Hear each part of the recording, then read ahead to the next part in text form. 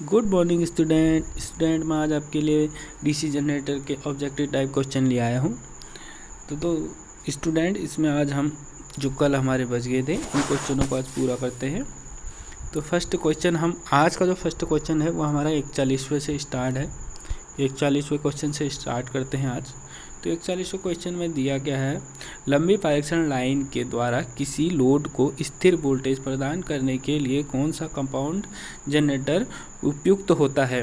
तो compound generator 3 type के होते हैं, ओवर कंपाउंड, फ्लैट कंपाउंड और अंडर कंपाउंड, और एक डिफरेंशियल भी होता है। वो डिफरेंशियल में आ जाता है। ये कम्युलेटिव में 3 टाइप के आते हैं। तो ओवर कंपाउंड जनरेटर एक ऐसा जनरेटर है जिसको हम ट्रांसमिशन के लिए यूज़ किया जाता है। मतलब वो क्या करता है कि ओवर कंपाउंड जनरेटर क्या होता है कि जैसे हम उसको लोड देते हैं तो लोड पर वो और ज़्यादा वोल्टेज हमारी बढ़ा देता है। तो ट्रांसमिशन में वोल्टेज ड्रॉप हो जाती है, तो उस ड्रॉपेज को ही बढ़ाने के लिए हम क्या करते हैं, हम करते हैं यूज ओवर कंपाउंड जनरेटर का। नेक्स्ट है, किसी डीसी जनरेटर का आउटपुट किस समीकरण से दर्शाया जाता है। तो दोस्तों जो डीसी जनरेटर है, डीसी जनरेटर में जो ईएमएफ इक्वेशन होती है उसको जो वोल्टेज को दर्शाते हैं, टोटल कितना उसमें बना है आउटपुट वोल्टेज। तो आउटपुट वोल्टेज हम बोलते हैं तो जो उसमें V प्लस IA वी है वोल्टेज, टर्मिनल वोल्टेज, और प्लस IA है जो आर्मेचर में ड्रॉपेज हुई, वो टोटल ये E के बराबर होगा। तो E इसमें जो दिया है, इसमें ऑप्शन दिया है सेकंड ऑप्शन इसका करेक्ट रहेगा। ये नेक्स्ट है, नेक्स्ट क्वेश्चन है इसमें, निम्न में से डीसी शंट जनरेटर का अनुप्रयोग क्या है। डीसी शंट जनरेटर की बात कर रहा है। डीसी शंट जनरेटर के लिए हम डीसी शंट जनरेटर को कांस्टेंट वोल्टेज जनरेटर भी बोलते हैं। तो इसको हम इलेक्ट्रोप्लेटिंग के लिए यूज़ करते हैं और बैटरी चार्जिंग के लिए भी यूज़ करते हैं। तो इलेक्ट्रोप्लेटिंग यहाँ पर दिया है C नंबर, इलेक्ट्रोप्लेटिंग। तो इस इलेक्ट्रोप्लेटिंग पे इसका यूज़ हम करते हैं। अब नेक्स्ट क्वेश्चन की ओर जाते हैं। 44वां नंबर क्वेश्चन आज का। नेक्स्ट क्वेश्चन देखते हैं 44वें में क्या लिखा हुआ है। तो इसको मैं जूम कर लेता हूँ, थोड़ी जूम करके हम सही से देख पाएंगे। तो 44वें नंबर क्वेश्चन में दिया है कि एक लंबी शंट कंपाउंड जनरेटर में टर्मिनल वोल्टेज 400 वोल्ट। दोस्तों ये न्यूमेरिकल है, न्यूमेरिकल में आप इसका अलग से एक टॉपिक बनाऊंगा। नेक्स्ट क्वेश्चन पे जाते हैं। ये वाला क्वेश्चन, ये न्यूमेरिकल के लिए मैं अलग से एक वीडियो बनाऊंगा आपके लिए। नेक्स्ट क्वेश्चन चलते हैं 45वें नंबर पे।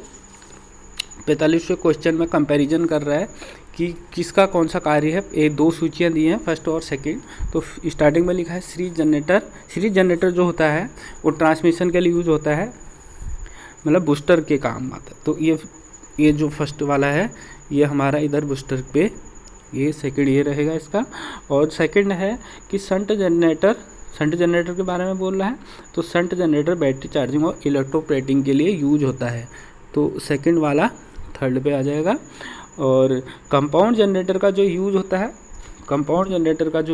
है उसके लिए हम करते हैं डिफरेंशियल। यहाँ पर इसने आर्क वेल्डिंग लिखा हुआ है। तो आर्क वेल्डिंग में डिफरेंशियल कंपाउंड जनरेटर का यूज़ होता है। तो ये हो जाएगा आर्क वेल्डिंग के लिए। अब इसने अलग अलग हमको ये लिखा हुआ है पृथक उत्तेजित जनरेटर, मतलब सेपरेटली एक्साइटेड जनरेटर। तो जिसके द्वारा हम क्या करते हैं, हम अलग अलग प्रकार की वोल्टेज को ले सकते हैं। तो यह है विभिन्न मान के हम BMF हम उत्पन्न कर सकते हैं। ठीक है, नेक्स्ट चलते हैं 46वें क्वेश्चन पे। किसी डीसी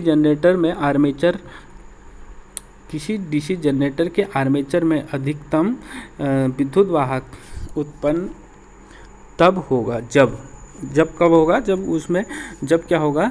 अब इलेक्ट्रोमैग्नेटिक इंडक्शन लॉ को जाते हैं फैराडे के। तो उसमें EMF कब ज़्यादा जनरेट होता है, जब क्या होता है कि परिवर्तन, जब हम जितना जल्दी हमारा परिवर्तन होगा, मतलब रोटेशन ज़्यादा होगा, फ्लक्स हमारा जो कंडक्टर जो रहेगा वो बार बार चेंज होगा और N और S को वो काटते रहेगा। तो उस समय क्या होगा कि ज़्यादा यहाँ पर हमें EMF ज़्यादा मिलेगा हमको। ठीक है, तो इसका जो आंसर रहेगा इसमें है सेकंड नंबर जो दिया है इसने, सेकंड नंबर आंसर इसका ये है फ्लक्स काटने में परिवर्तन की दर में अधिक होगा, तो ये इसका करेक्ट रहेगा। नेक्स्ट है 37वां, किस प्रकार का डीसी जनरेटर अचर वोल्टेज उत्पन्न करता है, मतलब कांस्टेंट वोल्टेज उत्पन्न करता है। तो हम पहले भी अभी बात कर रहे थे, तो शंट जनरेटर ये हमारा ऐसा है जो कांस्टेंट वोल्टेज को हमारा उत्पन्न करता है।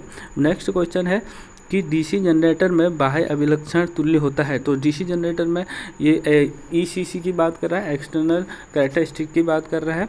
तो इसके लिए हम करते हैं चुंबकीय अभिलक्षण माइनस आर्मेचर प्रतिक्रिया माइनस ओमी ड्रॉप।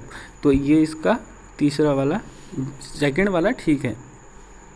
नेक्स्ट है 49वां क्वेश्चन है।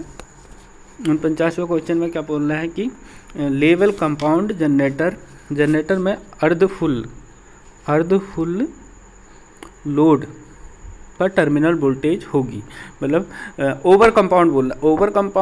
ओवर कंपाउंड जनरेटर का काम क्या होता है कि वो यदि उसकी टर्मिनल वोल्टेज पर हम उसको लोड पर लगाते हैं तो वो वोल्टेज को बढ़ा देता है, जो उसकी टर्मिनल वोल्टेज होगी वो और ज़्यादा बढ़ जाएगी। तो आधा ही हमने लोड दिया है तो क्या होगा कह रहा है, तो आधा लोड देने पर क्या होगा कि नो लोड वोल्टेज से अधिक होगा। मतलब नो लोड मतलब जब उसको कोई भी कंडीशन हमने सप्लाई, मतलब उस पर कोई लोड अप्लाई नहीं कर रखा है, और तो उस समय क्या होगा जब हम उसको हाफ लोड दे रहे हैं तो उस समय क्या होगा नो लोड वोल्टेज से अधिक होगा। मतलब जब नो लोड पे कोई उसका वोल्टेज 200 है तो लोड पर वो और थोड़ी उससे ज़्यादा होगा। ठीक है। नेक्स्ट क्वेश्चन है 50वां, समांतर प्रचालन के लिए निम्न में से कौन सा जनरेटर अधिक उपयुक्त होता है। समांतर प्रचालन की बात कर रहा है, तो समांतर प्रचालन में कौन सा जनरेटर हमारा उपयुक्त होता है। तो समांतर प्रचालन के लिए हमारा जनरेटर उपयुक्त, इसमें जनरेटर दिया है, इसने सीरीज जनरेटर दिया है, शंट दिया है और कंपाउंड जनरेटर दिया है। तो सीरीज, शंट और कंपाउंड जनरेटर दिया है। तो एक शंट जनरेटर जो होता है वो हमारा क्या होता है कि वो समांतर प्रचालन, मतलब वो कांस्टेंट वोल्टेज देता है, तो इसलिए हम उसको बोलते हैं समांतर प्रचालन के लिए ही ये यूज़ करते हैं। ठीक है। नेक्स्ट क्वेश्चन है कि शंट जनरेटर की टर्मिनल वोल्टेज में कमी निम्न में से किसके कारण आ सकती है। शंट जनरेटर है, ये शंट जनरेटर जो टोटल वोल्टेज बना रहा है वही जो मैं बता रहा था आपको, E बराबर V प्लस IARA। ठीक है। किसके कारण, अब इसमें जो वोल्टेज जो बन रहा है ये किसके कारण हो सकता है, तो ये हो सकता है, इसमें ऑप्शन दिया है आर्मेचर प्रतिरोध, आर्मेचर के प्रतिरोध के कारण जो ये आर्मेचर ये दिया है RA जो है RA का मतलब होता है आर्मेचर का प्रतिरोध। आर्मेचर प्रतिरोध के कारण ये क्या होगा, आर्मेचर प्रतिरोध के कारण ही ये कम देगा हमें वोल्टेज। ठीक है। नेक्स्ट क्वेश्चन की ओर बढ़ते हैं। तो नेक्स्ट क्वेश्चन में दिया है इसने, नेक्स्ट क्वेश्चन है इसका, इसको थोड़ी जूम करते हैं। निम्न में से किस डीसी जनरेटर का रेगुलेशन उच्च होता है। तो उच्च होता है, रेगुलेशन की बात करता है। रेगुलेशन मतलब रेगुलेशन बोलते हैं कि उसका नो लोड और फुल लोड पे जो वोल्टेज का अंतर रहता है उसको हम रेगुलेशन बोला जाता है। तो कांस्टेंट वोल्टेज हम बोलते हैं, शंट जनरेटर हमारा कांस्टेंट वोल्टेज है, इसमें दिया है शंट जनरेटर ऑप्शन। तो शंट जनरेटर हमारा कांस्टेंट वोल्टेज जनरेटर होता है, तो उसमें हम जब लोड देते हैं तो थोड़ी बहुत वो कम होता है, तो इसलिए सबसे अच्छा वोल्टेज रेगुलेशन हमारा शंट जनरेटर का ही होगा। नेक्स्ट क्वेश्चन है नो लोड एवं रेटिंग प्रचालित डीसी सीरीज जनरेटर के टर्मिनल वोल्टेज क्या होगी बोल रहा है। जब उस पर नो लोड, मतलब लोड दिया ही नहीं है, सीरीज जनरेटर की बात कर रहा है, सीरीज जनरेटर पर हम लोडेड अवस्था में ही चलाते हैं, उसको बिना लोड के चलाएंगे तो उसमें वोल्टेज बिल्टअप होगी नहीं। तो इसके लिए हमारा ऑप्शन सही रहेगा, ये हमारा निम्न वोल्टेज, जीरो वोल्टेज नहीं हो सकता है क्योंकि कुछ ना कुछ वोल्टेज बनाएगा, और सीरीज जनरेटर है तो वो निम्न वोल्टेज देगा, बिना लोड के चलता नहीं है। बिना लोड के हम चलाते तो वोल्टेज उसमें कोई भी बिल्टअप नहीं होती है, इसलिए इसका ऑप्शन यही रहेगा कि उसमें निम्न वोल्टेज उत्पन्न होगी। ठीक है। नेक्स्ट क्वेश्चन है 54वां। इसमें थोड़ी सी ऑप्शन में थोड़ी सी यहाँ पर थोड़ी गड़बड़ है, यहाँ विपरीत जो दिया है यहाँ पर समान होना है, यहाँ पर समान होगा। ठीक है। यहाँ पर दिया है जैसे निम्न में से किस जनरेटर में वैद्युत चुंबकत्व, टॉर्क एवं गति समान दिशा में होती है। तो समान दिशा में बोल रहा है, तो तीनों ही ऐसे हैं कि जिनमें समान दिशा में होती है। यदि ये विपरीत दिशा बोलता तो विपरीत दिशा में ऐसा हो नहीं सकता, तो ये समान दिशा में है तो ये सभी होंगे, ठीक है। तो समान दिशा में ये सभी हो गए, ठीक है। यदि अब नेक्स्ट है, यदि एक स्व उत्तेजित, मतलब स्व उत्तेजित बोले तो सेल्फ एक्साइटेड जनरेटर है, नया जनरेटर है कि प्रथम बार उसको यूज़ करा जा रहा है तो वोल्टेज वो नहीं बना रहा है, तो निम्न में से क्या कारण हो सकता है उसका कार्य के, तो क्या करें उसमें, तो उसमें हम कर सकते हैं, उसका हम क्या कर सकते हैं, उसमें हम कर सकते हैं फील्ड प्रतिरोध को बढ़ा सकते हैं। हम उसका फील्ड के प्रतिरोध को बढ़ा देंगे यदि, तो वो हमें वोल्टेज को नहीं बना रहा है वो, फिर क्योंकि ये बोल रहा है ना सेल्फ एक्साइट जनरेटर है, सेल्फ एक्साइट जनरेटर, तो वो रेजिडुअल मैग्नेट उसमें बढ़ नहीं पा रहा होगा, तो इसलिए हम उसको क्या करते हैं, उसका इंटरनल रेजिस्टेंस, उसका फील्ड का हम बढ़ा देंगे तो फिर वो चालू हो जाएगा, ठीक है। तो इसके लिए हम बी ऑप्शन होगा ये सही इसका। नेक्स्ट है डीसी शंट जनरेटर के बाहर अभिलक्षण के बीच संबंध को दर्शाइए। डीसी जनरेटर है, बाह्य लक्षण को इसका समझाना है हमको, तो बाह्य अभिलक्षण इसमें होगा, डीसी जनरेटर है, इसका बाह्य अभिलक्षण हमारा इसने दिया गया है, क्या दिया है इसमें है ये टर्मिनल वोल्टेज के सापेक्ष धारा, भार धारा, तो ये इसका डी ठीक रहेगा। क्यों? क्योंकि टर्मिनल वोल्टेज के सापेक्ष जो है वो भार धारा होगी, क्योंकि एक्सटर्नल पूछ रहा है, बाहरी पूछ रहा है, तो बाहर का मतलब जब हम जनरेटर चालू करेंगे तो लोडेड अवस्था में किस पर प्रभाव पड़ेगा, एक तो टर्मिनल वोल्टेज पर पड़ेगा, और टर्मिनल वोल्टेज का प्रभाव किस पर पड़ेगा, और लोड के कारण पड़ेगा, लोड में जो करंट उत्पन्न हो रही है, तो डी इसका करेक्ट रहेगा। ये नेक्स्ट है 57वां क्वेश्चन, ये न्यूमेरिकल है, न्यूमेरिकल के लिए मैं अलग से वीडियो बनाऊंगा, ये 58वां भी ये न्यूमेरिकल है, इसको भी अलग से वीडियो बनाता हूँ। नेक्स्ट है 59वां क्वेश्चन है, 59वां क्वेश्चन में दे रखा है इसने कि किसी डीसी शंट जनरेटर की दक्षता उच्च होती है यदि, अब उच्च उसकी इफिशिएंसी को हमें यदि उसका ज़्यादा होना है तो उसमें जो हम दे रहे हैं इनपुट दे रहे हैं आउटपुट दे रहे हैं वो दोनों यदि बराबर होते हैं तो हमारी उसकी दक्षता बहुत अच्छी होती है। और जनरेटर में जो है उसमें दो ऐसी कंडीशन होती है, मैकेनिकल लॉस होता है और एक उसमें इलेक्ट्रिकल लॉस होता है, तो इसकी दक्षता जो अच्छी होती है वो जब यदि हम उसका क्या होगा, उसमें ये दोनों स्थितियाँ जो हैं बराबर होंगी तो फिर हम उसको बोल सकते हैं कि वो बहुत मतलब उसकी इफिशिएंसी अच्छी है। तो जैसे इसमें लिखा हुआ आर्मेचर ताम्र हानि और नियत हानि के बराबर, हाँ ये सही है। ताम्र हानि मतलब जब हम लोड देंगे तो लोड हमारा कॉपर लॉस पे इफेक्ट करेगा, कॉपर पे ही इफेक्ट रहेगा उसका, और कांस्टेंट लॉस मतलब जो आयरन लॉस है और जो वो स्टील लॉस है वो दोनों कांस्टेंट लॉस में आते हैं। तो ये यदि दोनों बराबर होते हैं, ये दोनों बराबर होंगे तो ये हमारा इसमें हमारी दक्षता सबसे ज़्यादा रहेगी। अब नेक्स्ट क्वेश्चन है इसने, एक डिफरेंशियल कंपाउंड डीसी जनरेटर में ओवर कंपाउंड के करेक्शन बदलने के लिए क्या बदलने पड़ेंगे।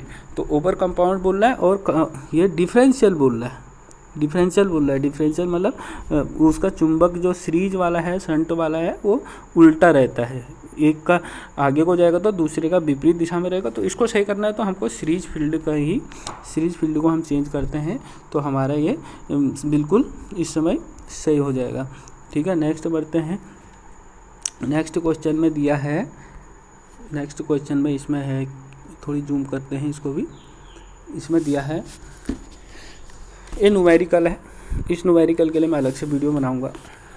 नेक्स्ट है फिर इसमें है 62वां क्वेश्चन है कि इलेक्ट्रोप्लेटिंग कार्य के लिए किस प्रकार का डीसी कंपाउंड जनरेटर उपयुक्त होता है। यदि ये खाली डीसी जनरेटर बोलता तो इलेक्ट्रोप्लेटिंग बोलता तो हम शंट जनरेटर कहते, तो इसमें इसने बोल रखा है कि कंपाउंड जनरेटर बोला, कंपाउंड के नाम भी इसने इसमें दिए हैं, तो कंपाउंड के जनरेटरों के नाम दिए हैं तो इसमें हम करते हैं यूज सी जो है ये कम्युलेटिव अंडर कंपाउंड जनरेटर का, ठीक है। फिर नेक्स्ट जो है, नेक्स्ट में फिर ये न्यूमेरिकली है, न्यूमेरिकल को फिर मैं इसके लिए अलग से वीडियो बनाता हूँ। नेक्स्ट फिर हम नेक्स्ट में बढ़े तो शंट जनरेटर में फील्ड धारा का मान बढ़ने से, शंट जनरेटर है उसका फील्ड धारा का मान यदि हम बढ़ाते हैं, मतलब उसका जो हम एक्साइटेशन कर रहे हैं, फील्ड से एक्साइटेशन होता है, तो एक्साइटेशन को हम ज़्यादा करते हैं, फील्ड करंट को यदि ज़्यादा करते हैं तो उससे क्या होता है, हमारा मैग्नेट जो हमारा ईएमएफ है वो भी ज़्यादा होता है। तो ये डी वाला बिल्कुल करेक्ट रहेगा, प्रेरित विद्युत वाहक बल का मान तीव्रता से बढ़ जाएगा। ठीक है, यदि हम करंट बढ़ाते हैं फील्ड की। नेक्स्ट है कि किसी डीसी सेल्फ मतलब स्व उत्तेजित जनरेटर में अवशिष्ट चुंबक समाप्त हो जाने का मुख्य कारण क्या हो सकता है। यदि हमारा डीसी जनरेटर है, उसमें सेल्फ एक्साइटेशन है, वो उसका ख़त्म हो गया, उसमें रेजिडुअल मैग्नेट ख़त्म है, तो रेजिडुअल मैग्नेट ख़त्म है तो कारण क्या क्या हो सकता है, इसका भारी ओवरलोडिंग भी हो सकता है, ठीक है, गंभीर शॉर्ट सर्किट भी हो सकता है, और ये लंबे समय से यदि नहीं चल रहा है तो भी ये कंडीशन हो सकती है। तो तीनों कंडीशन इसके लिए अप्लाई होंगी। अब नेक्स्ट है कि एक डीसी मशीन में आर्मेचर के सापेक्ष इंटरपोल वाइंडिंग तथा कंपनसेटिंग वाइंडिंग दोनों प्रयोग की गई हैं। तब क्या होगा कि आप पूछ रहे हैं कि इसमें कि कंपनसेटिंग वाइंडिंग और इंटरपोल की वाइंडिंग को जो होती है उसके कनेक्शन कैसे किए जाते हैं। तो इंटरपोल की भी और कंपनसेटिंग वाइंडिंग की भी दोनों के कनेक्शन आर्मेचर के सीरीज में ही किए जाते हैं। आर्मेचर के दोनों को सीरीज में किया जाता है, तो ये बी वाला बिल्कुल करेक्ट है। नेक्स्ट है कि एक डीसी यौगिक बोले तो कंपाउंड जनरेटर, एक डीसी कंपाउंड जनरेटर लंबे समय के लिए कार्यहीन है, मतलब चल नहीं रहा है, तो तब इसे कारण अपने अवशिष्ट चुंबक को खो देता है, इसके कारण वो खो देता है। तो अवशिष्ट चुंबक को पुनः स्थापित करने के लिए हमें क्या करना पड़ेगा, मतलब एक हमारा कंपाउंड जनरेटर है वो अपना अवशिष्ट चुंबक को खो दिया, मतलब उसमें रेजिडुअल मैग्नेट जो था वो ख़त्म हो चुका है, तो उसको हम दोबारा करने के लिए क्या कर सकते हैं, तो उसको एसी से करेंगे या डीसी से करेंगे, तो उसको हम केवल डीसी सप्लाई को लगाएंगे उस पर रेक्टिफायर के द्वारा, या हम कैसे भी करें तो हमको उसमें लगाएं, रेक्टिफायर के द्वारा ही लगा लें। तो हम ये क्या करेंगे, डीसी सप्लाई को हम उसको कुछ मिनटों तक उसको चलाएंगे, मतलब 15 से 20 मिनट, वो भी 20 वोल्ट पे हम चलाते हैं, तो उसका फील्ड एक्साइटेशन जो फील्ड में जो रेजिडुअल मैग्नेट है जो समाप्त हो गया है वो दोबारा से आ जाएगा। अब नेक्स्ट क्वेश्चन बढ़े हैं, नेक्स्ट क्वेश्चन हम बढ़ते हैं, ये है, थोड़ी जूम करते हैं इसको भी। हाँ, एक कंपाउंड जनरेटर की ओपन सर्किट वोल्टेज 250 वोल्ट है, तो पूर्ण लोड पर टर्मिनल वोल्टेज क्या होगा। तो ये बात कर रहा है कि पूर्ण लोड पे, नो लोड, ओपन कंडीशन में, मतलब ओपन कंडीशन में नो लोड पर, तो उसमें क्या है 250 है, और यदि हम उसको पूर्ण लोड दे दें, तो बात कर रहा है कंपाउंड जनरेटर की, तो पूर्ण लोड दे दे तो क्या होगा, तो सदैव वो 250 वोल्ट से अधिक होगी, क्योंकि कंपाउंड जनरेटर है, तो कंपाउंड जनरेटर में सदैव ऐसा होता है कि वो उससे अधिक ही रहती है, जितनी वोल्टेज होगी उससे अधिक रहेगी। ठीक है, नेक्स्ट है कि स्पार्किंग रहित कम्यूटेशन प्राप्त करने के लिए हमको क्या करना पड़ेगा।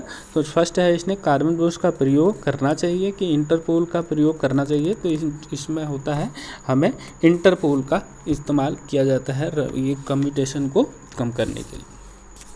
ठीक है, और जो ये इंटरपोल लगाए जाते हैं, इंटरपोल्स हमें लगते हैं आर्मेचर के सीरीज में लगाए जाते हैं। नेक्स्ट है, उच्च दक्षता प्राप्त करने के लिए डीसी जनरेटर में ब्रशों को रखा जाता है। तो उच्च दक्षता हमको प्राप्त करनी है तो हमको ज्यामितिक एक्सिस से न्यूट्रल एक्सिस में रखते हैं, न्यूट्रल एक्सिस में ही हमको ब्रशों को रखा जाता है, मतलब चुंबकीय उदासीन एक्सिस पर ही हम रखते हैं। इसमें हमें बहुत ज़्यादा वोल्टेज मिलती है, मतलब बहुत बढ़िया इफेक्टिव, मतलब इसकी दक्षता यहाँ पे ज़्यादा अच्छी रहती है, क्योंकि क्रॉस मैग्नेटाइज यहाँ पे नहीं होता है।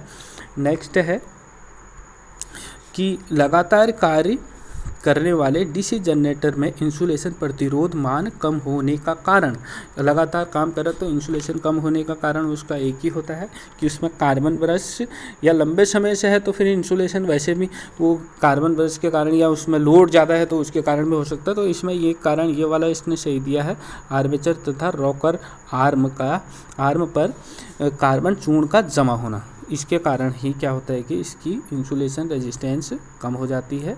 नेक्स्ट करते हैं कि डीसी जनरेटर में कौन सी क्षति लोड के साथ साथ परिवर्तित होती है। लोड कह रहा है तो लोड जब रहता है तो वो हमारे सर्किट पर ही रहेगा, कॉपर पर रहेगा, तो कॉपर क्षति पर ही ये रहता है, ठीक है। क्योंकि लोड जो रहता है वो आर्मेचर बना रहा है, वोल्टेज बना रहा है, ईएमएफ, तो उस प्रभाव उसी पर ही पड़ेगा क्योंकि करंट उसी से जनरेट हो रहा है। तो लोड जो रहेगा वो हमारे ताम्र क्षति ही उसका जिम्मेदार रहेगा। तो नेक्स्ट क्वेश्चन है, ये बोल रहा है कि कोई मशीन पर जब हम कार्बन ब्रश यूज करते हैं तो कितना वो घिस जाए कि हम उसको फिर उसमें हटा दें, ठीक है। तो वो कितनी कंडीशन होनी चाहिए, वो है कि जब वो अपने मूल लंबाई का 2/3 भाग रह जाएगा तब हम उसको हटा देते हैं। नेक्स्ट क्वेश्चन है कि एक हमारा निरीक्षण के दौरान किसी जनरेटर का कम्यूटेटर जो है वो घिसा पाया गया। अब उस घिसा पाया तो उस पर सैंड पेपर से हम उसको, कम्यूटेटर है तो कम्यूटेटर को हम सैंड पेपर से हम नहीं कर सकते हैं, तो फिर क्या करें कह रहे हैं, तो हम क्या कर सकते हैं, तो फिर हमको क्या करना पड़ेगा, आर्मेचर नहीं बदलेंगे, हमको करना पड़ेगा केवल ही हम कम्यूटेटर को ही उसका चेंज कर देंगे। कम्यूटेटर को यदि हम चेंज कर देते हैं तो हमारा फिर से वो नए सिरे से काम करने लग जाएगा। तो अब नेक्स्ट क्वेश्चन है इसमें कि 2 डीसी जनरेटर जिनके विशिष्ट गुण समान है, इन 2 जनरेटरों को समांतर में चलाने के लिए कौन सी अवस्था आवश्यक है। तो समांतर में चलाने के लिए डीसी जनरेटरों को हमारा क्या होता है कि वोल्टेज रेगुलेशन उसका सही प्रतिशत रेगुलेशन जो है उसका बराबर होना चाहिए। तो ये सेकंड वाला इसका प्रतिशत रेगुलेशन बिल्कुल बराबर होना चाहिए। यदि ये अल्टरनेटर की बात करता तो अल्टरनेटर में हमको पैरेलली कनेक्ट करना होता है तो 3 कंडीशन होती है, एक फ्रीक्वेंसी उसकी सेम होनी चाहिए और उसका फेज क्रम सेम होना चाहिए और वोल्टेज सेम होना चाहिए। इन 3 कंडीशन होनी चाहिए अल्टरनेटर के लिए। डीसी जनरेटर के लिए हमको प्रतिशत रेगुलेशन उसका बहुत अच्छा होना चाहिए। प्रतिशत रेगुलेशन का मतलब है फुल लोड और नो लोड पे दोनों बराबर होना चाहिए। नेक्स्ट क्वेश्चन है कि कंपाउंड जनरेटर के समांतर प्रचालन में शून्य लोड से पूर्ण लोड तक उपयुक्त वितरण के लिए निम्न में से क्या होना आवश्यक है। तो इसके लिए भी हमारा जो है दोनों आर्मेचरों के समान रेगुलेशन होना चाहिए, आर्मेचरों का दोनों का समान रेगुलेशन होना चाहिए, तो उसको हम क्या कर सकते हैं, समांतर में प्रचालन कर सकते हैं। नेक्स्ट है, एक डीसी जनरेटर में यदि क्षेत्र परिपथ प्रतिरोध चरम प्रतिरोध से अधिक हो तो निम्न होगा। यदि वो प्रतिरोध क्या होगा, अधिक है चरम प्रतिरोध से, तो क्या होगा उसमें कि वो जैसे आप उसका अधिक हो गया है, चरम प्रतिरोध ही अधिक हो गया, तो फिर हम उसको क्या हो सकता है, जैसे इसमें दिया है फर्स्ट जनरेटर में क्या हो गया, इसमें होगा आपका जनरेटर वोल्टेज नहीं निर्माण करेगा। यदि उसका फील्ड जो है, फील्ड में हम यदि ज़्यादा हमने उसका रेजिस्टेंस ही ज़्यादा है तो जो भी हम करंट देंगे उसको, तो वो उसमें उसको एब्जॉर्ब करेगा पूरा, मतलब उसमें बन ही नहीं पाएगा। तो उसका रेजिस्टेंस यदि ज़्यादा होगा तो वो क्या होगा कि वोल्टेज का निर्माण उससे नहीं हो पाएगा। नेक्स्ट है, डीसी जनरेटर आर्मेचर के रफ कम्यूटेशन को किसके द्वारा कम किया जा सकता है। तो उसको हम कम करने के लिए जो करते हैं, उसके मुख्य पोल के बीच में हम क्या करते हैं कि एक इंटरपोल हम स्थापित कर देते हैं। इंटरपोल स्थापित करने से क्या होता है कि रफ कम्यूटेशन हो जाता है हमारा कम। ये इसका नहीं हो सकता है, इसमें होगा इसका कम प्रतिरोध वाले ब्रश प्रयोग किए जाते हैं। यदि हाँ, रफ कम्यूटेशन का मीन्स हो गया कि कम्यूटेटर पर जो चिंगारी उत्पन्न हो रही है उसका कारण हम कैसे उसको कम कर सकते हैं। तो यदि हम कम प्रतिरोध वाले ब्रशों का यूज़ करते हैं तो क्या होता है कि हम उसका रफ कम्यूटेशन कम कर सकते हैं, रफ कम्यूटेशन उसमें नहीं होगा। नेक्स्ट है, डीसी जनरेटर में यदि आर्मेचर के साथ सीरीज में कंपनसेटिंग वाइंडिंग प्रदान कर दे तो कौन सा डिफेक्ट से बचा जा सकता है? तो हम बच सकते हैं अनुचुंबकीय प्रभाव से। ये क्या होता है, कंपनसेटिंग वाइंडिंग क्या होता है कि आर्मेचर के इसको सीरीज में लगाया जाता है। तो इससे क्या होता है कि आर्मेचर में जो चुंबकीय क्षेत्र पैदा हो रहा है वो कम्यूटेशन के कारण उसमें कंपनसेटिंग वाइंडिंग के कारण वो कम होता है और जिससे हम जनरेटर पर लोड स्थापित कर देते हैं। नेक्स्ट है एडी धारा कुल क्षति का कितना प्रतिशत होता है? तो एडी करंट इसका क्षति का केवल 20 से 30% होना चाहिए, इससे ज़्यादा नहीं होना चाहिए। तो ये ऑप्शन है। नेक्स्ट है कि डीसी मशीन हिस्टैरिसीस क्षतियाँ निर्भर करती हैं। तो हिस्टैरिसीस क्षतियाँ जो निर्भर करती हैं वो किस पर करती हैं पूछ रहे हैं। तो इसका है कि लोहे की आयतन पर, बिल्कुल करेक्ट है, लोहे के आयतन पर करता है। नेक्स्ट है कि फ्लक्स घनत्व के उच्चतम मान पर, इस पर भी करता है। फ्लक्स घनत्व जितना ज़्यादा रहेगा तो उतना उसका हिस्टैरिसीस लॉस ज़्यादा रहेगा। नेक्स्ट है कि चुंबकीय उत्पन्न के आवृत्ति पर भी करता है। और ये कि उपरोक्त सभी, ये ठीक है, ये इसका उपरोक्त सभी तीनों कंडीशनों पर क्या होता है, हिस्टैरिसीस लॉस हमारा ज़्यादा होता है। हिस्टैरिसीस लॉस को कम करने के लिए हम क्या करते हैं, सिलिकॉन स्टील की कोर का इस्तेमाल करते हैं, क्योंकि सिलिकॉन का जो हिस्टैरिसीस कर्व है वो सबसे छोटा होता है। मतलब उसका चुंबकन और विचुंबकन होने में जो क्षति होगी वो बहुत कम होगी, जो उसमें जो पावर लगेगा I²R वो कम होगा। तो इसलिए हम इसमें क्या करते हैं, सिलिकॉन स्टील का यूज़ करते हैं हिस्टैरिसीस लॉस को कम करने के लिए। ठीक है। नेक्स्ट है कि फील्ड पोल के बीच वायु गैप की तुलना में इंटरपोल के बीच नीचे वायु गैप, तो क्या होता है कि जनरेटर तथा मोटर्स दोनों में अधिक होता है। ये बिल्कुल करेक्ट है, ये इसका आंसर रहेगा।